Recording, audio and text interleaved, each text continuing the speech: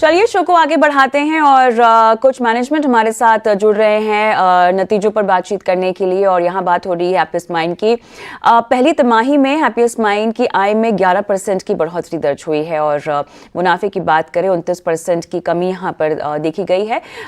Margins पर भी दबाव रहा है और नतीजों पर और साथ ही ग्रोथ आउटलुक अब कैसा रहने वाला है, तमाम पहलुओं पर बात करने के लिए हमारे साथ कंपनी के एमडी और सीईओ वेंकटरमण नारायण और executive board member Rajiv Shah जुड़ गए हैं। आप दोनों का स्वागत है हमारी इस खास पेशकश में। और वेंकट, आपके पास आएंगे सबसे पहले क्योंकि थोड़ा सा ब्रेकडाउन आपसे चाहते हैं कि किस तरह से ऑर्गेनिक वर्सेस ऑर्गेनिक ग्रोथ की अगर हम बात करें 17+ सीसी ग्रोथ यहाँ पर दर्ज हुई है, तो क्या इसको हम एक्विजिशंस की बदौलत एक पुश मिला है, क्या कह सकते हैं?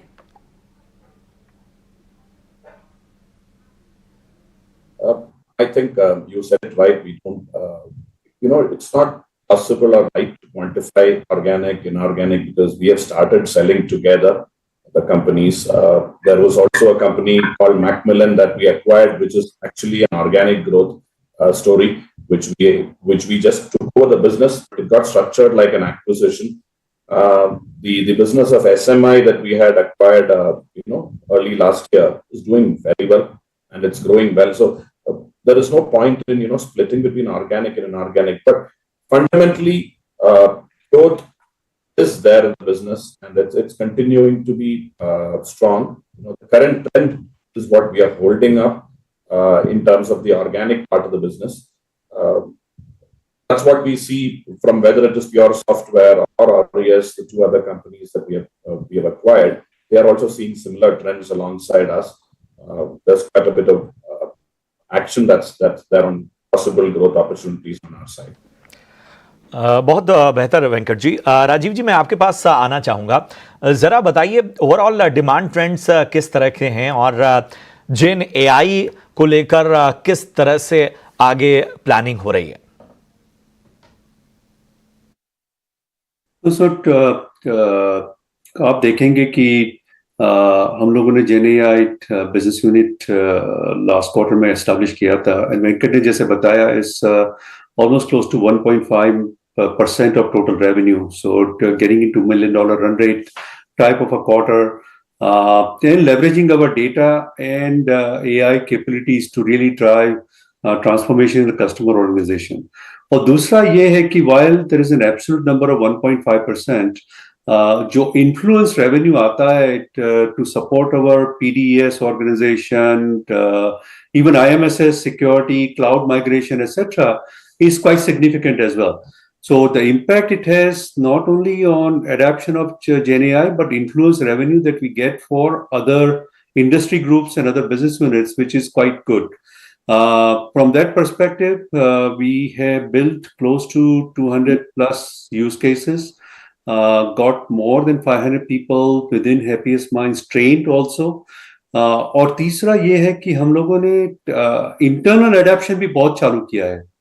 So our marketing functions, Venkat's finance functions, IT functions, all this stuff. So there is significant value that we are creating for ourselves by adapting Gen AI for Happiest Minds also. So overall, the unit is quite strong. There's one large project that we continue to work in Asia Pacific market. But उसमें क्या होता है कि we start with a proof of concept and it gets into multiple sets of use cases. So we started with one use case and now suddenly developing 10 different use cases for that customer. This is in the food and beverage industry and looking at their supply chain to order management to their HR internal processes, etc. So it has a lot of applicability to various business problems that the customers are facing. So overall, we are quite happy, and I think at least I feel that we are a little bit ahead of plan compared to what we had envisioned. ठीक है Venkat sir, आपसे आखिरी सवाल होगा। आपने जो revenue के लिए जो गाइडेंस दी थी 35 से 40% की ग्रोथ की और मार्जिन को लेकर 20 से 24% का गाइडेंस दिया था, क्या आपको वो टारगेट अचीव होता हुआ दिखाई दे रहा है? उस पर आप स्टिक रहेंगे गाइडेंस पर? अपलाइन का ग्रोथ में मैंने तो बताया था कि वो एक फोरकास्ट है, गाइडेंस नहीं था, क्योंकि वो कंसोलिडेशन डेट पे निर्भर करता है, क्योंकि जिस दिन पे हमको कंसोलिडेट करना, वी कैन कंसोलिडेट, उस दिन से ग्रोथ चालू होता है. We thought we'll get all the 3 months for both the companies, Pure Software and Aureus. मगर जब तक वो पूरा पेपर वर्क और डील क्लोज हुआ, we only got 40 days for both companies, 40 days and 38 days. तो इसीलिए हमारा ग्रोथ फोरकास्ट अभी 30 to 35% तक रहेगा, which includes reasonable growth of organic and inorganic growth put together. As far as EBITDA is concerned, मैं तो guidance या वो भी फोरकास्ट दिया था 20 to 22%, अभी हम 23.9% पे है, क्योंकि जब एक्विजिशन करते हैं ना, बहुत सारे वन टाइम कॉस्ट घुस जाते हैं हमारे फाइनेंशियल्स में, उसको एक दो तीन क्वार्टर लग जाता है उसको आइडेंटिफाई करने और कंट्रोल और मैनेज करने में. तो हमारा फोरकास्ट में मैं गाइडेंस का वर्ड यूज नहीं करना चाहता हूं, क्योंकि there are a few unknowns, but with that it will be about 30 to 35% is what we are looking at the growth, and we are looking at we are looking at forecasted margins of about 23.9%.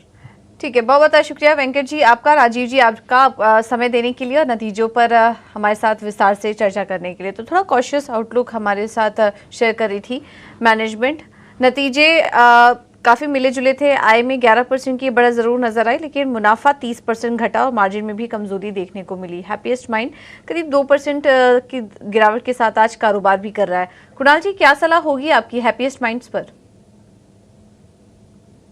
अगर आज देखने जाए तो no doubt 2% stock नीचे है, लेकिन overall अगर ये स्टॉक की मोमेंटम अगर हम ट्रैक करते हैं तो ये स्टॉक डाउन ट्रेंड में है. पिछले कई दिनों से लगातार स्टॉक उसके 50 EMA के नीचे ट्रेड कर रहा है. लाइकली चांसेस है यहाँ से फर्दर गिरावट भी टेक्निकल के बेस पे हमें देखने को मिल सकती है. एंड स्टॉक 1580 का उसने एक बार हाई बनाया था 2021 में, और वहां से लगातार स्टॉक एक डाउन ट्रेंड में ही है वीकली चार्ट पे. एंड यहाँ से और भी गिरावट हमें देखने को मिल सकती है.